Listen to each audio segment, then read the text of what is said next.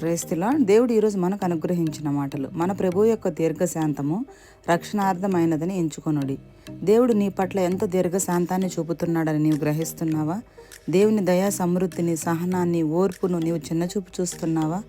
దేవుని శక్తి నిన్ను నన్ను అత్యున్నత స్థానంలో నిలవబెట్టగలదు, పాతాల అడుగు భాగాల్లోకి నెట్టివేయగలదు. కానీ ఏ ఒక్కరూ నశించడం ఆయన చిత్తం కాదు. కాబట్టి ఆయన దీర్ఘశాంతము చూపుతూ మనల్ని మనం సరిచేసుకోవడానికి అనేక అవకాశాలు ఇస్తున్నాడు. కాబట్టి సమయం ఉన్నప్పుడే మనల్ని మనం సరిచేసుకోవాలి. ఆయన దీర్ఘశాంతము మనల్ని రక్షణలోనికి నడిపించడానికి సహాయం చేస్తుంది.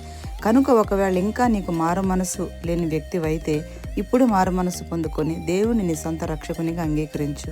మనమందరం కూడా దేవుని దృష్టికి నిందారహితులుగా, నిష్కలంకులుగా జీవించినప్పుడే అది దేవునికి మహిమకరముగాను, ఆయన మన కోసం ఇచ్చిన ఉచితమైన రక్షణకు ప్రయోజనకరంగానూ ఉంటుంది. కనుక ప్రభు సహనాన్ని నిర్లక్ష్యం చేయక నిన్ను నువ్వు సరిచేసుకో.